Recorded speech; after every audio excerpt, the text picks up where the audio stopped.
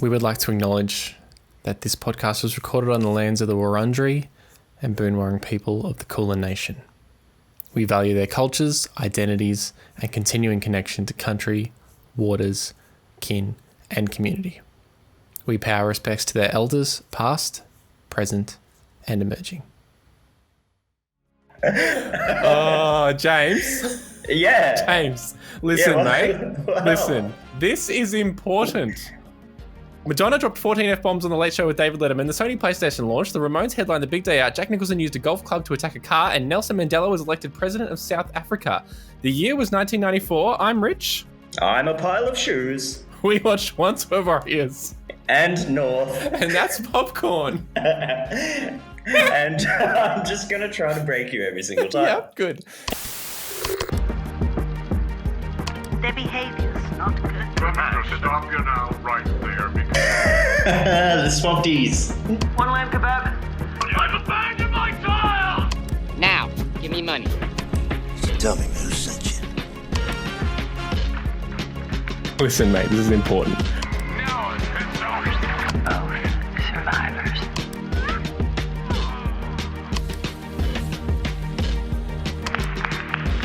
I thought you were real. Son of a bitch!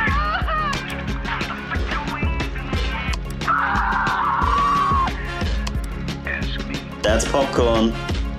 That's popcorn.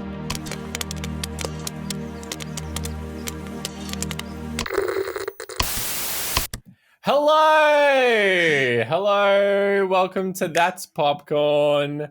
I am Richard.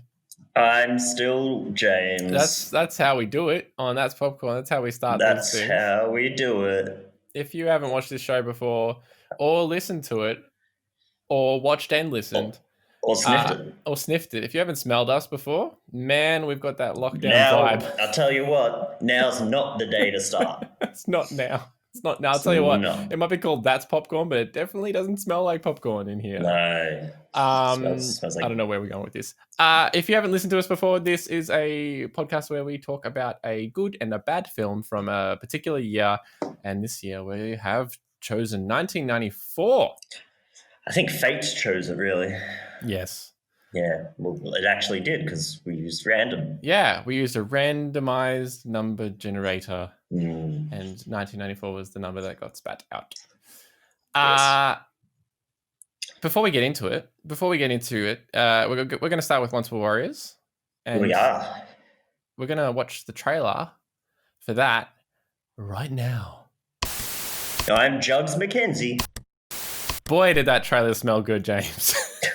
That's what. Yeah. I don't know where to come out of that. I don't know, because I haven't seen the trailer, so I don't know how that's going to...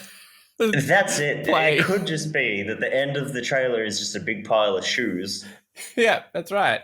I don't know. and now we look like fools. We look like fools. Anyway, that was the trailer for Once Were Warriors, which we're clearly going to edit in afterwards and didn't watch right now.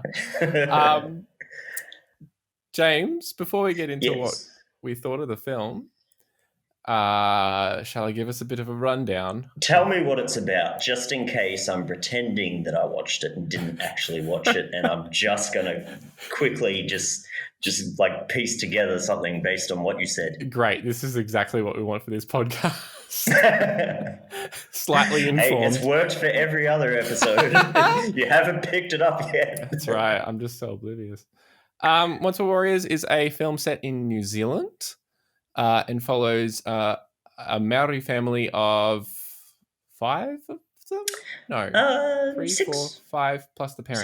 6. 7. Yeah, 7. Good. Yep. And so there's a father who is clearly quite a violent man, and the mother who's trying to keep the family together through all of that. I don't think I was quite prepared for how violent the father is. Yeah. Like Wow. that hit me. Well, didn't hit me. It hit like very quickly in the film. I was like, oh yeah, this guy seems all right. Ooh dear. Yeah. Oh, dear. It's full on. Anyway, spoiler territory because we're going to go through everything in the film. But it starts with what does it start with? I can't remember what happens to start. Oh, the mother's walking home and then like walks past the eldest son who's like working out, I think. I do remember the opening titles being really kind of cool looking. Yeah. Yeah. Like that really struck out, and I'm just like, oh, this isn't like stylistically where I thought it was going to look. And also in that first scene, like you're just sort of getting a view of where they live, and everybody's like fashion style is phenomenal. Yeah. I'm just like, this is cool. It's got this sort of Mad Max vibe, but also like quite obviously what was the getup at the time. Yeah, and then that's right. And then the father's at like the fish market or something, and That's gets right. bumped into. Hence our first glimpse of violence. I didn't include that until now, but that's how he ends up losing his job. So he comes home with a packet of food and everything, and has clearly lost his job at the market. And he's like, "I'll go on the dole, it'll be fine." And then goes off, bruises up, brings the party home, beats up his wife. Yeah. Wife misses the son's court date the next day. The son gets taken away to a school type thing. Yeah, like a welfare thing. I just think like this, it's a very heavy film and probably the heaviest that we've watched so far, and it is going to be difficult to put any kind of levity in this. So I do have some backup if it does start getting a bit too heavy. I've got the lyrics to How Bizarre by OMC that we can just intersperse between the violence. If we're ever uncomfortable talking about something, you'll just start reading out the lyrics. Yeah, it's good because I think, it came out, it was a big hit in New Zealand the year after this movie. So there's the link. Yeah. Tenuous may it be. that's right. I think. But yeah, I think that's a good point though, because I went into this movie and my experience of New Zealand cinema was mainly Taika Waititi or Flight of the Conchords connected things, and I was expecting like more of this sort of classic New Zealand jokey vibe that we see everywhere, even in their like advertisements and things, where it's kind of like, oh yeah, it's a bit jokey. We and do fun, things our own way here. a bit dry, whatever. And so I just kept waiting for that to happen, and it kept getting more and more dark and violent. And yeah, I was at one point just like, it's very hard hitting. It's like the in that first scene when they're at the bar and there's a lady singing and they're appreciating the lady singing, and then the bad guy puts on the jukebox and then he gets beat up. Somehow the jukebox knew that the guy was getting beat up because as soon as he got beat up, the music stopped. And I'm like, that's interesting. There's a spin-off where there's a sentient jukebox going around New Zealand. And that's where I thought the movie was going. Yeah. And the jukebox is well known for reading the room. I probably shouldn't. Not now. Not now. And also, like, the guy who was the bad dude who put the jukebox on was really happy with his choice and just sat there staring at the jukebox after he made his choice. Like, yeah, this is my jam. Yeah. That was a terrible song. Like, it's also, and that's probably as fun as the movie got. There's a weird crossover of like almost musical vibes in both of the films we've watched for this weekend. There's like a musical number in the one we're going to talk about later, but then even in this one, there's lots of like singing and it's really kind of like contrasts with the ultra violence when they're just kind of singing around going like, yeah, these like nice songs with these beautiful voices, and then it just goes back to like, oh yeah, like also super violent and aggressive and awful. Like one thing when I was watching this, I was thinking this movie should be shown to every young male in high school. Like it is not something that is exclusive to 1994, and like it's a problem that doesn't exist anymore, and it's also not just New Zealand. Like this whole thing could be anywhere, and I think it would be a wise idea to show kids that you can be tough and powerful and not be an asshole, because the younger generation in the film is very much that. Yeah, and it was like Grace is almost the hero of the film while she's in it, because she's pulling the family together and like literally fixing the house up after the giant party and taking the brother to the court date and everything. And then what happens to her is so shocking and horrible,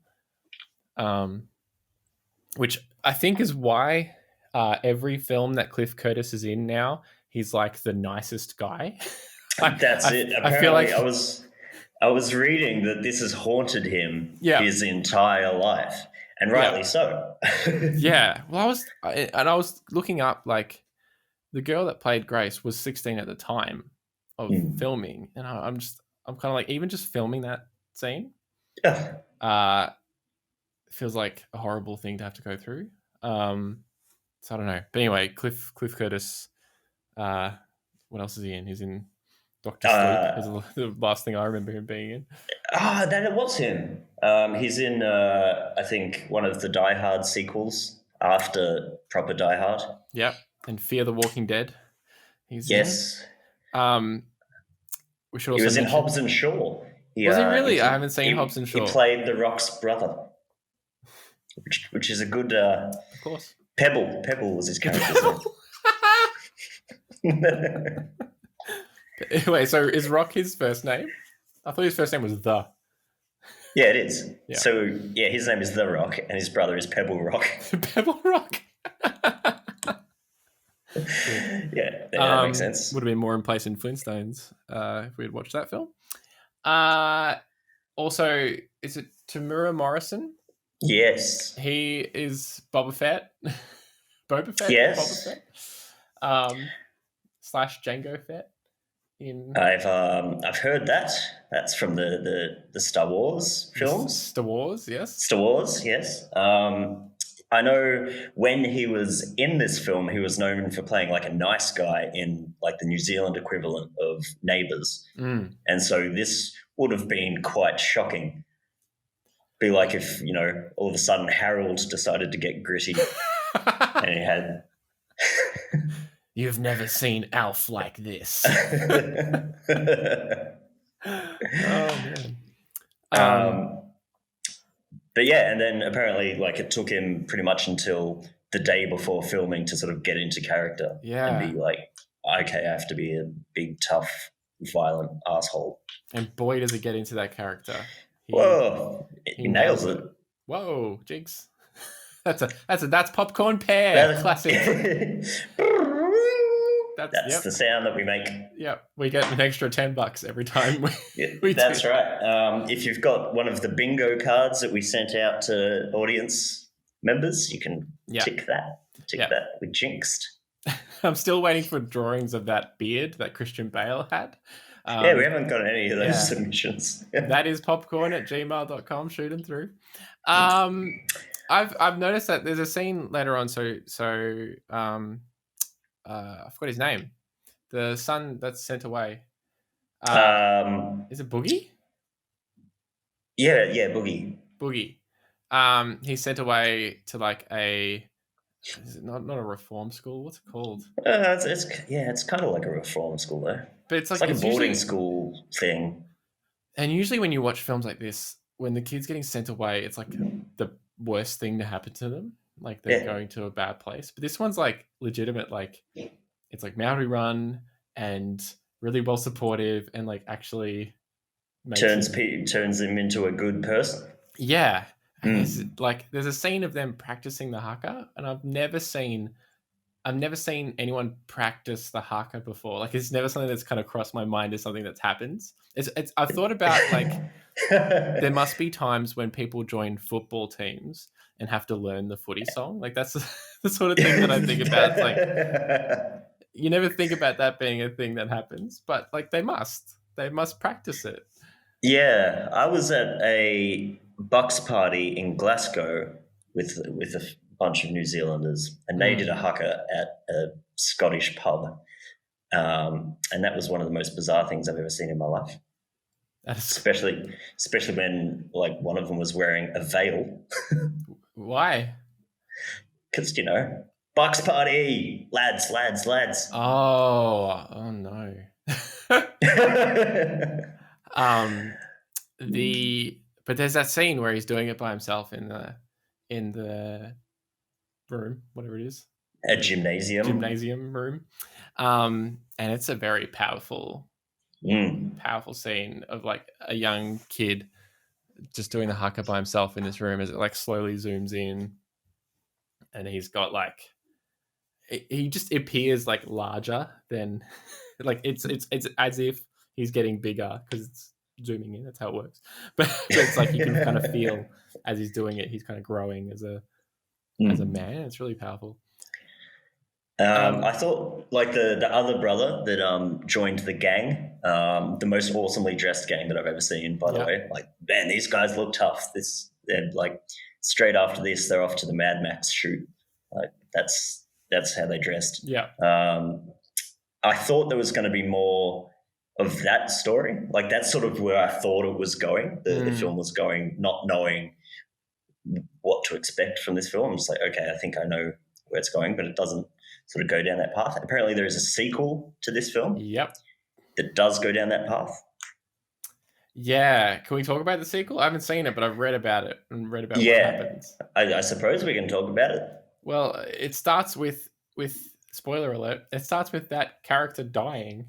Oh. So the brother, who's like the awesome older brother in this film, dies, and then another brother wants to avenge him, a brother that's not mentioned in this first film.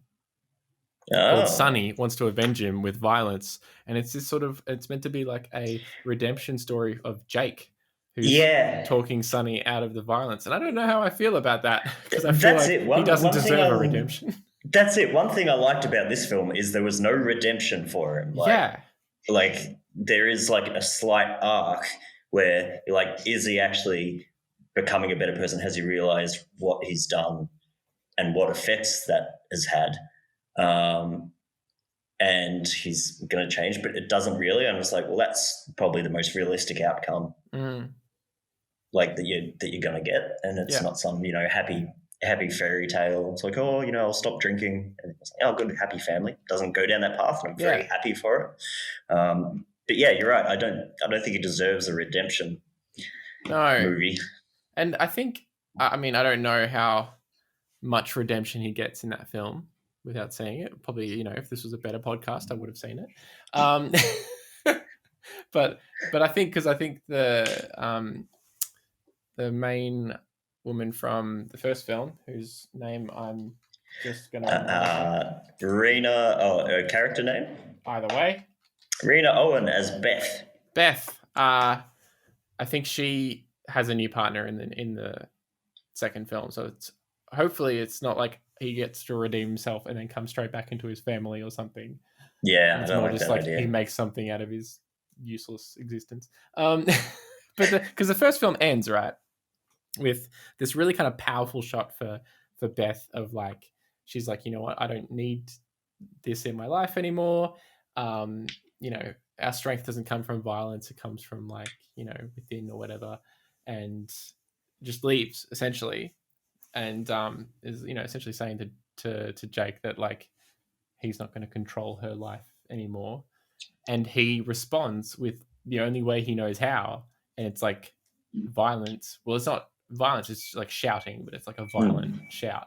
And there's this shot of him where he's like, he just looks so pathetic because he's shouting and shouting and shouting, and he's like almost crying with that kind of performance, which is great. It's like probably one of his best scenes, I think, because it's like you can kind of see like he's just boiled out and he just doesn't know any other way. He doesn't know anything else to do. Yeah. And I think that's such a great way to end it, because it's like, look, he's just like, that's all he knows is this sort of violent response and cursing and stuff, and it doesn't get him what he needs or wants. So I did cop that. Cop that, mate. I did like Grace's friend who lived under the bridge, Toot.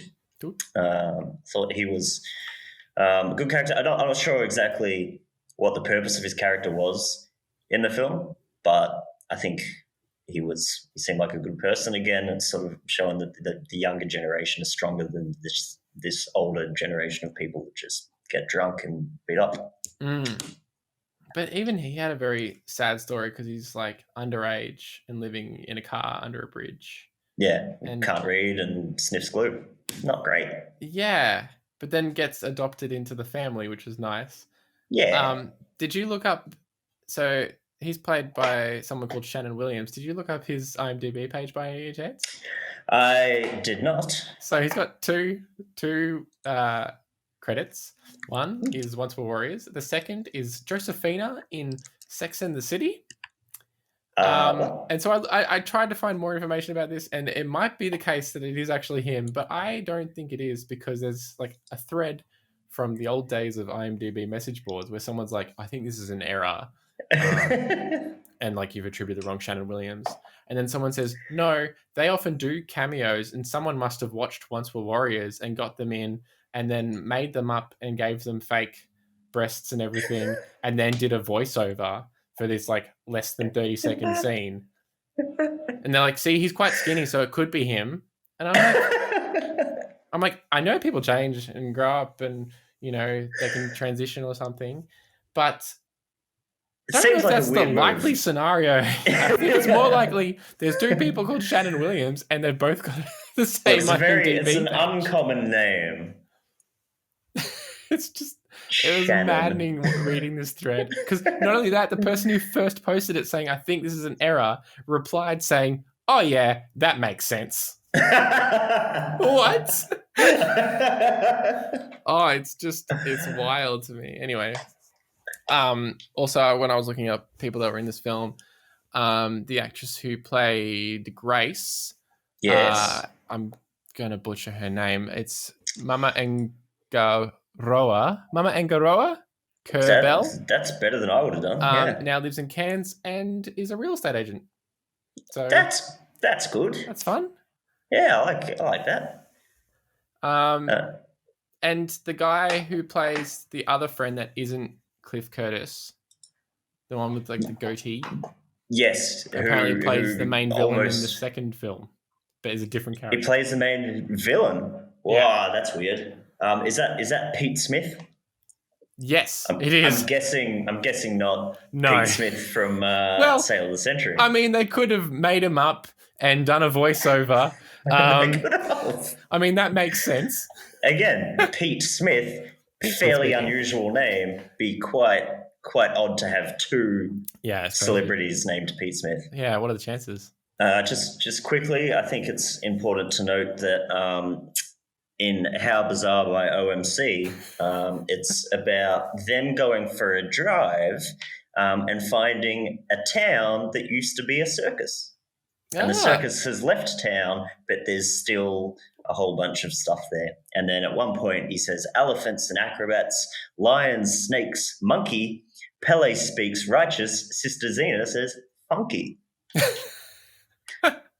How bizarre. How bizarre. How bizarre. Is that So, the one that's like, ooh, babe? No, it's Yep. Is That's it? That is the one. Yeah, Okay, that's the one. Yeah.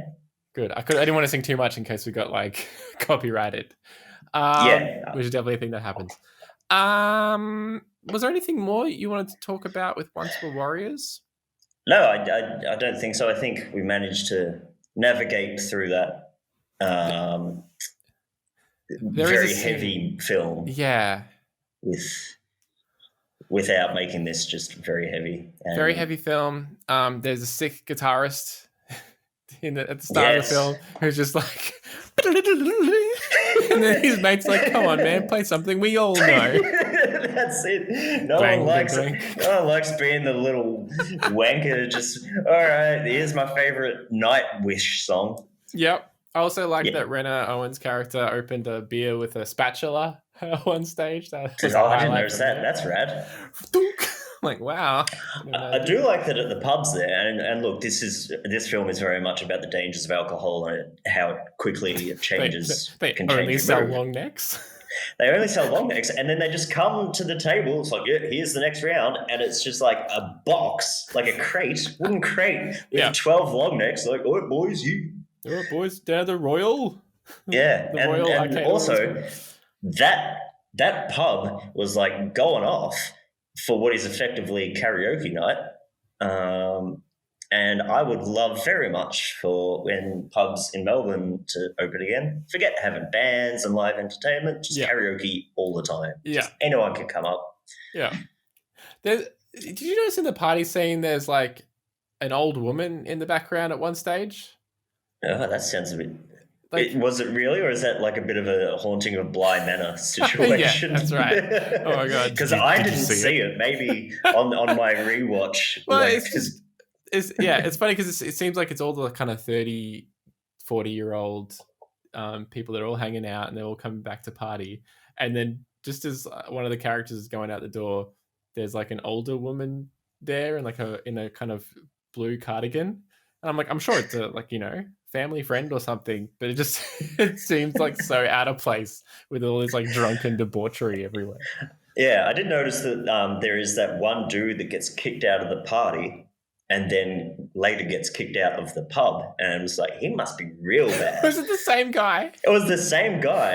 And when I was reading through the credits, it's like party/pub evictee.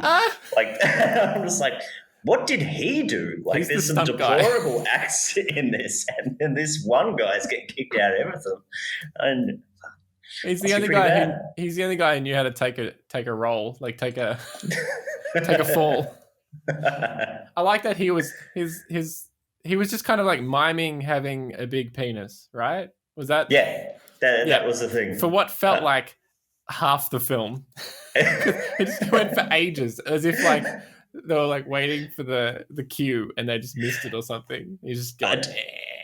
I did think that the women with their sex jokes was severely underwritten and was just like okay, women talk about sex and it's real funny. It's like, oh, he's got a big dick, and they think it's the funniest thing in the world. Like, they're just like, this is comedy. I'm like, I don't think that's how it works. I don't think that's comedy for anyone. Although maybe that'll be our next podcast if this one, fails, where we just talk about big penises. So that's why I mean, that is the B-side to every that's big penis. Yeah, I mean, there are definitely parts of this film that have kind of aged a bit, and there are some, scenes that are maybe not the best acting in the world or the best writing in the world, but then there are like these counterpoints to these scenes where these like really strong like themes and really quite well acted scenes, I think. Yeah, absolutely. By actors like that was, I think, Grace's first role. I say Grace, that's not her name. It's character's name, but there are some scenes that are really amazing, I think, that made it stand out at the time. Made Roger Ebert love it, which was the barometer to hit, I think, back in those days. Yes, it was, and we'll talk about that more. Oh, will we ever? So that was Once More Warriors. You're at the food bar. What's it called? Snack bar. Snack bar. You've got your popcorn, of course you do. That's popcorn. But what else are you getting, James? I think I'm getting a big newspaper wrapped up bucket of meat, bucket of fish. Didn't know they sold that. Some crabby boys, some mussels, fish of the sea. Nope, chicken of the sea. Fish of the sea. Fish of the sea. The fish of the sea. Yeah, that sounds good. I'll follow you up with a bunch of long necks in a bucket, in a big crate. A box. Yep. And if anything else, Cliff Curtis is not invited. But that's Once More Warriors. Yeah, great film. I think worth watching. Definitely watch. Just be prepared for the violence. Yes, it doesn't have the fun of the Truman Show. No. Do not. No. Maybe watch them back to back if you need to sort of have a counterpoint to everything. Yeah. That was Once More Warriors. We watched another film, James. Yes, we did. For which we will watch the trailer now. Put it on.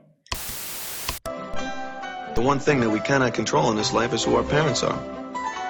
You dealt the hand, you're stuck with it. Pants, that's what I know. I know pants. All kinds of pants. Please, all kinds of pants. Day, let me tell you something. Mom! It's not like baseball, where if you don't like the deal you have with one team, you can become a free agent and try to get a better deal with another team. Free agency. If you want my advice, go home, make up, and goodbye. What a scoop! I could become a free agent, then going around offering his services as a devoted son to the highest bidding set of parents. I'm proud of you, kid. You got a lawyer? Let's get cracking. If he is not physically in the arms of either his new parents or his original parents by noon on Labor Day, he will be remanded to an orphanage. And if any of you has ever seen The Little Rascals, you know that's no day at the beach. So North was on his way to find the perfect parents. Well, hey, howdy, North. I know what you're thinking. Big call, right? Everything I own's the biggest and the best. That's why we'd like you to become our son. Here you go, North. Nice cup of hot cocoa. And to go with that, our state dish, Eskimo pie. Well, hey, what do you know? The salmon are running. Sure, living in Paris would be great. But there's always a hitch.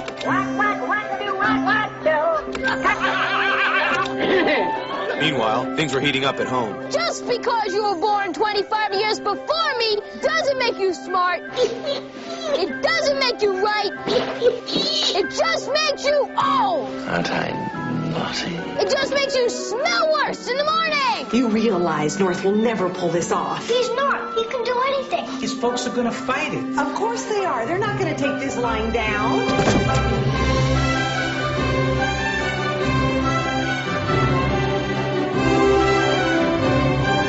Hang in there, kid. You'll find what you're looking for. Hey, it's you. Trust me, I'm not me. What are you? Some kind of guardian angel? An Easter bunny.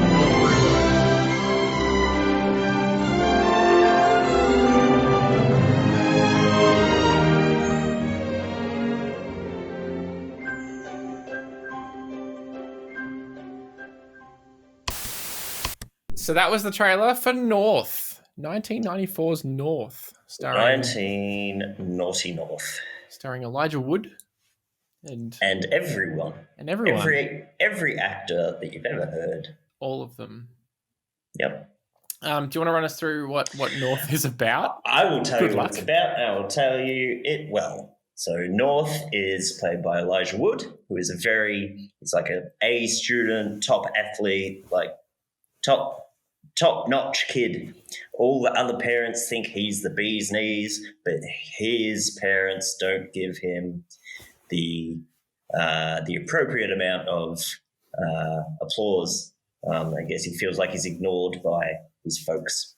So he decides to divorce them and find new parents to live with. And then the movie pretty much just tracks his journey to finding new parents. And because this is a family film, finds that his parents were where they were all along.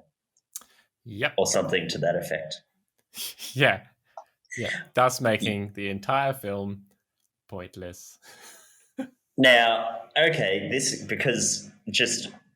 I'm gonna preface this. I loved this movie growing up as a kid, and watching it again, I very much wanted you to watch it, and I wanted to watch it again to see if it deserved the absolute panning that it got. And watching it again, will admit it still holds up and is still great. And I'm so interested in what you think. I think this week has been kind of weird film-wise because I feel like our good film isn't far and away a great, like a top echelon film. I think it's really good. I just don't think it's like the best film ever. Our bad film, I don't think is actually the worst film we've watched either. I think both of these films are kind of middling range. Yeah. And so when I read up like the hate for North, I mean, like I get it. Like it's not Citizen Kane, even though it does open on a snow globe. But it's not like, it's not Fatal Deviation. It's not, Yeah. you know. Like it doesn't warrant the hate. Like just for some perspective. So Roger Ebert's review that he said, I hated this film. And then that ended up being the title of a book that he released of all his negative reviews. Like, and then at one point, the screenwriter of this film ran into Roger Ebert and said, "I hate that jumper," which is a very sassy move. Is that Rob Reiner, or Rob Reiner was the director? He was the director, so Aaron Zidwell. Aaron Sorkin. Aaron Sorkin, this is not. Rob Reiner directed it, who's very good at directing family love fests. That sounds weird. I didn't like saying that. Do you want another go at that one? I'm trying that one again. Family romps. Yep. And yeah, this is one of them. I really like this movie. I think it's got some hilarious moments. Like watching it, there was like parts that I remembered. I'm like, is this funny for 10-year-old James, or is this funny? And it's funny. You may not feel the same way. It occupied time. This was like the first movie that we have watched that I laughed out loud. Like, wow. A lot. And okay. like I rewound bits because I thought it was so funny. Do you feel like there's like a nostalgia funniness to it? There absolutely is. But then also like the jokes that are in this film are just so odd and shouldn't exist in any movie, but I'm just so glad they do. It's really weird. Like when John Lovitz, when they're getting massages and then the massage lady comes along and gives him a drink. He goes, "And here's your sex on the beach." And he goes, "Aren't I naughty?" And I think it's hilarious. And then, like, again, when they're in the courtroom, and then, like, the verdict comes out and they win, and he can do it. And he starts singing, like, when Israel was in Egypt land. I missed that. Let my people go.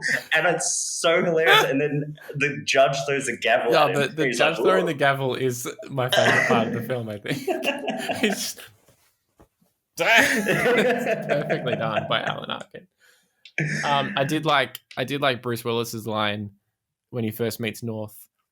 Seen your name on maps, impressive. I thought that was a well-written line. I did like that. That's good. That is good. Yeah. I think, look, like the one part that probably doesn't work for me is at the end when he's with the family. That's lovely, and it all seems a bit ham-fisted. And it's like, get rid of this, because up until then it's just like stupid stereotypes, which is like fun. Like I love like the line when he lands in like the Amish family and they're like, "And these are thy brothers who art named Art." This is gold. This is all the funniest lines of any film that's ever existed. I will watch this again. I am enjoying more you reciting the lines than I did when I first saw them in the film. But I'll give you some credit. There's a weird scene at the start where, like, I think he's playing baseball and I can't remember what he says, Elijah Wood's character, who somehow his voice has gotten higher pitch as he's gotten older. I don't know how that's worked. But he's like reciting some he's just like saying some really deep stuff about like family and things, and the guys just like coming up to him and like, "What are you talking about?" He's like, I meant your arm. And then I love the opening scene where it's going through like all how good an athlete, how good a student it is, and he's doing Fiddler on the Roof. Yeah. And it's great. And then the little like review at the bottom is like, North's performance moved me. And it's like John, year 4, like Miss Smith's class. Yeah. And I'm like, this is just funny. Stupid gags. I love them. Speaking of stupid gags, when he goes to Hawaii, sorry, we're jumping around, but this film jumps around anyway. We're going to Hawaii and he's like, sorry, Mr. Ho. I don't know if this is going to sound like really insensitive, but there isn't some dead kid that I'm just replacing, is there? And he's like, no, like Hawaii has plenty of fertile lands. The only infertile lands, the only barren lands is Mrs. Ho, my wife. We had to rewind the scene to be like, did he just say that? That is full on. And then it goes on, and then like the reasons for him not being in Hawaii are very strange to me, because the reasons are because he's pretty much adopted at that point. He's shown off. The governor shows him off to the rest of Hawaii. That's like 20 other people. And then they reveal this big like animatronic billboard with a weird looking spooky octopus that's revealing a drawing of North in the nude in like underwear, in like swim in a tops or bathing whatever, suit, yeah. just revealing his butt crack over and over again, which North refers to as his most private crevice. Yeah. Yeah, I think like for me that wouldn't be a deal breaker. If I'm like, cool, I get to be like the son of the mayor of Hawaii, or the governor of Hawaii, and the only pay I have to do is everyone gets to see my crack, which it keeps calling his crack. Keeps calling his crack. I've never heard the word crack mentioned in such a short amount of time in a film ever. And it's but it's also like it's not a photo. No, it's a drawing. It's not his actual most private crevice. Yeah.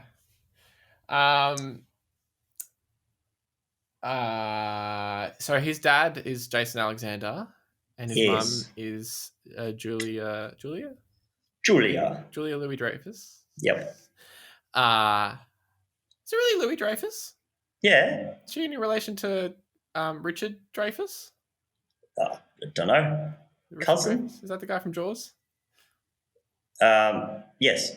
Anyway. Wait, is that his name? Now I'm overthinking his name. That is his name. Yeah, I don't know. I'll flash up. I'll put my arm up, and then I'll flash up a photo of both of them right now. And you guys at home, if you think they're related, just let us know. Text 194 Drafe yes for yes, and 197 Drafe no. Drafe no. Yeah, so his parents are George and Elaine from Seinfeld, which is already kind of strange. And also, this is right in the middle of Seinfeld being a thing. Because Being Seinfeld a big went hit. from like late 80s to late 90s or something in 94. His occupation... James, can you explain what his occupation is to me? Well, I'm not sure. You know when you buy a pair of pants. I sure do. And like it'll say inspected by, and there's a number. So his job is a pant inspector. That's right. And he's number 6. And yeah, I love that scene where it's in like the pants factory and it's going through all the inspectors, and there's a guy like bullfighting and the lumberjack. George.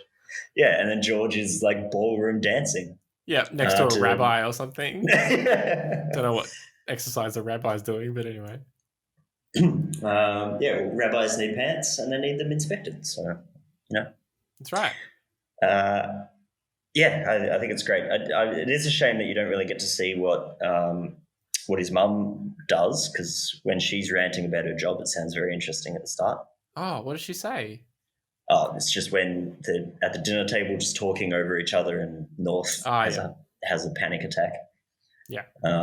Which I find there is that hilarious moment as well when he's on the floor and they think he's had a heart attack and he's like, loosen his pants. Like that's the first thing that Jason Alexander's character says. He's just George too. Like his performance is just George. And then this is a scene that my family jokes about all the time. This is like a Morrison family Christmas joke when they record the video for North, and then the bad guy re-edits it, and he says, "We don't want Hugh. He's not our son." It's the funniest. Like, we don't want Hugh. He's not our son. It's so obvious. He's saying Hugh. Not to North. North is still very upset by that video. And then there's the incredibly, it's definitely racist Alaskan scene where Kathy Bates is now an Alaskan, which is not something I buy. But they've got this kind of Midsummer style moment where they send away the old people to die. And I just love the bit where he's like, if they have a change in policy, just feel free to come find me. He's like, what? Huh? No. And then they got the guy from Law and Order who's like, I don't know. Yeah, Richard Belzer. Yeah, he's like running the show. He's like, you all know why you're here. You know what? Maybe this film is better than I gave it credit. It's really good. I would recommend this to everyone. Like, I don't think Once a Warrior is a film that might be everyone's cup of tea. It could be, very violent. Some people, it could be, a bit sort of sensitive topic for some people. North, everyone deserves to see. I will recommend it to everyone. It holds up after seeing it many times as a kid. This was taped off TV, watched it over and over.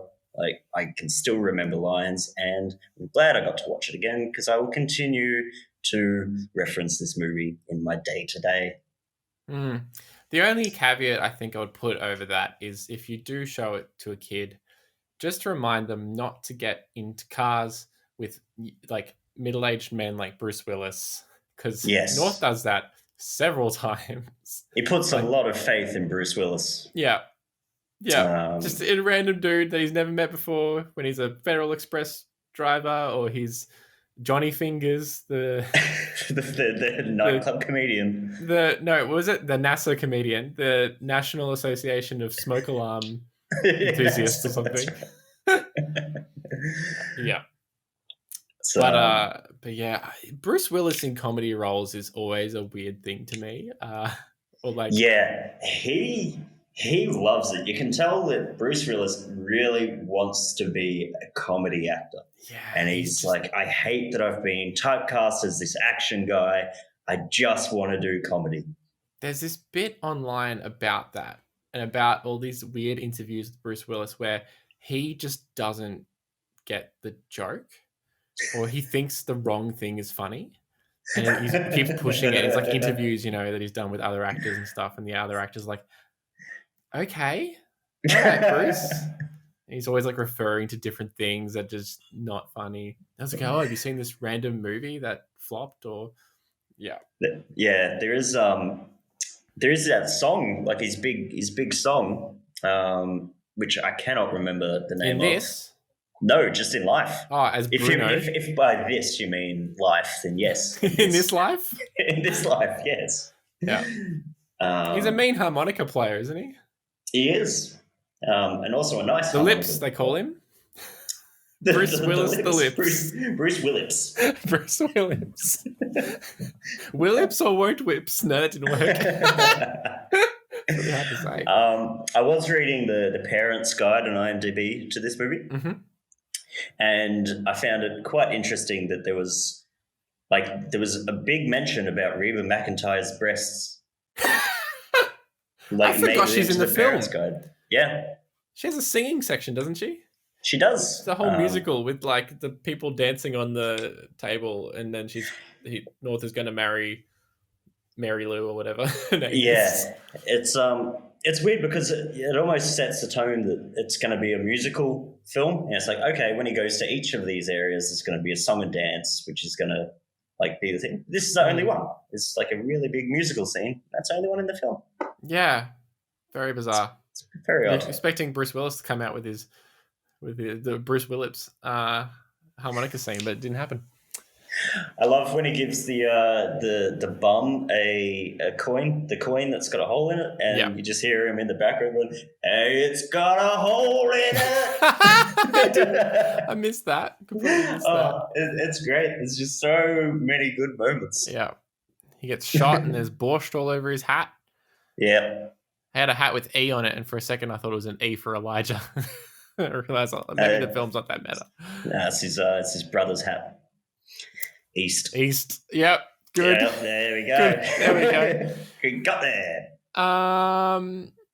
North. I was referring to my notes, and I've got like domestic violence. Wow. And then realized that they're my notes for Once Were Warriors, not for North. The domestic violence in North is probably a little bit more subtle. I liked the scene with the parents wake up they're like being exhibited off in a museum or something. And then someone actually complains, doesn't it? Don't they? They're like, how is this more worthy of attention than like, I can't remember what it was, the moon landing or something, which I thought was weird meta commentary. But yeah, they wake up, and then as they're leaving, there are like body doubles that walk past them. It's just a weird little touch to put into this film to be like, yeah, you know there's so, like the whole subplot about like this big uprising, and then it's somehow going to turn John Lovitz into the president. Like, don't understand where that came from. That's like a fever dream that the writer must have had. It's like, I've worked out what the subplot of this movie is. But look, I'm happy that it went there. Well, it's funny you say it's a fever dream, because one of the first things I wrote when I was watching it was, this all just feels really dreamlike, and like everyone's sort of, you know, in a dream where like everyone's kind of talking about things as if they're normal, but they're really not. like everyone's in love with North for some reason, which is not a thing. Like not everyone just talks about this one kid all the time, and there's no way that like people every from across other the world parent, like, North flosses. Yeah, and so. I wrote like, oh, this weird like dreamlike thing going on, and then you get to the end, and it is.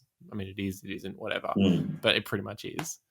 And I was like, aha, I can see you, film. That's popcorn. That's popcorn. That's all I've got for North, I think. Yeah. Agree that it is a great film. Not what I said. Yeah, that's what I heard. Nope. I will agree that it is not the worst film we've watched. There are plenty of cameos to get you through this film. There's a young first performance from Baby ScarJo. Yes, that's right. Very young. Yep. There's you mentioned John Lovitz. What's happened to John Lovitz? I haven't seen John Lovitz in anything. I've heard his voice a lot in the latest Simpsons episodes I've been watching. Interesting. He's doing a lot of that. There needs to be more John Lovitz in life. If he had a show, if there was like the John Lovitz show, I'd watch that, even if it was just like a canned what's it called? Canned laughter. Canned comedy. Canned comedy. Can of comedy starring John Lovitz. Can of comedy. John Lovitz as the can. There's a young Elijah Wood. There's George Elaine. There's Dan Aykroyd. There's Reba McEntire, John Ritter, Bruce Alan Willis. Arkin. Oh yeah, John Witter, Bates. the late John Witter. Which I was reading about. Very sad. Because he collapsed whilst filming 8 Simple Rules.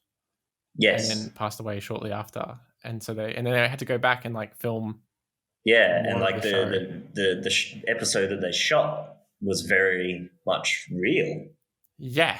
Like it was the actor's sort of real response, which is, I don't know, I've never watched that show. Yeah. Anyway, that's a bit heavy. Have you got the lyrics from How Bizarre? Oh yeah, still got them. Good. Xena just hides her eyes. Policeman taps his shades. Is that a Chevy 69? How bizarre. How bizarre. How bizarre. If I was at the candy bar, thanks for asking, I would probably get like, if North was a film, it'd probably be like a diet Fanta.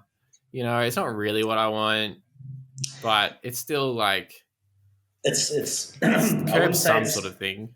I wouldn't say it's diet because it's got a lot of sugar in it. Which is a very sugary drink. It might be like you think you're just like, you know what, I need something healthy. I've had a lot of sugar recently. I'll need something healthy, so I'm going to get a Gatorade because you're an idiot and you think that Gatorade is a health drink. Yeah. That's North as a movie. Yeah, I think because you're an idiot, it probably sums up this film. That's North. James would highly recommend it. I love it. Come talk to me. There's other stuff to watch. Also, it's really hard to find. So that's something we do need to mention. This is impossible to find. We need to address this. From the internet. Yeah, we need to iTunes. You're on blast. Netflix, you're on the blower. I don't know. You're on blast. Who else is on blast? Stan. Binge. I feel like this is Canopy? ripe for Amazon Prime. Amazon Prime. This is your jam. This is your moment. This is your moment. chance to shine. Yeah. Yeah. You can be like, hey, have you heard of Kanye's Kid? Well, we've got the film for you. And then That's just people it. be like, I love Kanye. And they'll watch it. They'll be like, it's just called North. It's not about North. And then it's too late. They've watched it already. So stuff them. I mean, like, I feel like this would be a ripe vehicle for when North is a little bit older to do a reboot. That's right. Because he decides it's a bit weird having Kanye as your dad. If you are rebooting this, who plays Bruce Willis's character? Probably still Butch. Really? Yeah. Okay. I think so. Actually, no. Let's replace him. I thought you could do like an After Earth thing where you got Will Smith, Jaden Smith. You could do like Northwest is North, but then Kanye West is Bruce Willis's character. Yeah, or you could have like Rumor Willis, Bruce Willis's daughter. Yeah. Okay. Yeah. All right. Does Elijah Wood have kids? I don't know what his family. Elijah Wood situation can is. be George's character. Okay. Yep. I like that. Why not? Well, no, I think George's character would need to be someone in a current sitcom. So you'd have to have like the Bazinga Man from. You're gonna say Bazinga Man? What's that show? The Big Bang. The Bing Bong Theory. The Big Bong Theory. Yeah. The She Bangs Theory. Yeah, so it'd be like Raj and Bazinga from the Big Bang Theories as mum and dad to Bruce Willis. Wait, as who's Raj? I don't know, one of them. Are they two gay dads? Yeah. Because it's a reboot, so it's fine. Yeah, that's right. It's not 94 anymore, guys. Do we get Scarlett Johansson to play the Alaskan because she's so good at cultural appropriation? Yes, absolutely. Yeah. Yes. Oh, it writes itself. I think who's John Lovitz? Maybe this is John Lovitz's John Lovitz's return. Yeah. Actually, Yes. all right. It's going to be like a Charlie Kaufman thing where John Lovitz plays every role. But is it like CGI or like face? What's it called? Deep fakes. Everyone's deep faked. It's just the original North film, but everyone's deep faked as John Lovitz. Can you make? All right, guys, I'm putting it out there to anyone who's got a strong enough computer. Can you just make that happen, please? Oh man, that's art. Like, that is art. I'm so excited to see this. It's unreasonable how much I want this to happen. We'll make it happen. The next episode of That's Popcorn isn't going to happen because we're too busy like rendering out shots of North. I've just died with the biggest smile on my face. Like it's because I'm just. Oh boy! Well, that's to come up soon. We're going to cut this bit out because it's such a good idea that we can't share it with the rest of the world. Patent pending. Yeah, patent pending. John, what's his name? Mike? No, not Mike Patton. Oh, there is one. Oswald patent pending. Pick Packen. Oh God! Speaking of borscht, that was That's Popcorn. We watched Bloods for Warriors and North. We have to decide what year we're going to do next. Fate. But we are going to change it up, Richard. We're going to change it up next week. So we don't really need a random number generator, do we? We don't. So I guess just get it because I'm interested in random numbers. Yeah, well, this is for the week following, but next week we're going to be looking at a really good and a really bad spooky film. Ooh, The Haunting of Popcorn Manor. I don't know. Popcorn is the demon at night. From once a kernel has popped, most evil. Yep. Rosemary is Colonel. So we're going to come back to you with a bit of a list of good and bad horror films, I reckon. And then we'll whittle it down. And then come Halloween, we will be, I don't know how the timing's going to work out. We're going to figure that out because we want to get it out there before Halloween happens. Yeah. So if we, I mean, I don't know about you, but personally, Halloween isn't just the 31st. It's more the sort of 4 weeks either side of that date is Spooktown for me. Okay. Well, in that case, yeah. Next week we will we'll pick out the spooky films, which means that come the 31st or whatever, we will have spooky films talking about on your podcast app of choice, dear listener. Yeah, that's a really interesting way to say what you just said. Yep. Okay, it was good. Like, it was all words, and it was all, I think, probably grammatically correct, but it just sounded all nonsense. over the place. It was like, yeah, it sounded like complete nonsense. Yeah, the reason is because I'm magic. looking at the dates and I'm thinking we have to make the list, and then the episode comes out a week after we make the list. So then we watch the film. So there's a week. Time isn't real time. Maybe we should do it backwards and we watch the movies and then make the list. That doesn't make any sense. Oh, wait. No, wait. No, that makes complete sense. It's definitely that person from Once Were Warriors. Anyway, number generator. Here we go. 5, 4. Where's the button? 3, 2, 1. Go. 2005. That's a good year. Have we done 2005? No. Don't think so. No, I know all the years we've done. I mean, we've done it in life. Oh, thank God. Yeah, well, but I had to go back. Don't have to go back to there. We're going back to 2005 because we forgot to do it. Oh no! We'll be doing a mistake with the fireworks on the bridge, and it just skips an entire year. It's like, oh, just shut up, just don't tell anyone. Yeah, we flatlined too hard, and now we're going back to 2005. 2005 will happen in some time, but before then, we'll be doing that Spoopcorn. And that's it. I'm Rich. I'm James. Oh, wait, it's not it. What else have you been watching, mate? Ooh, what have I been watching? You go first, because I can't think.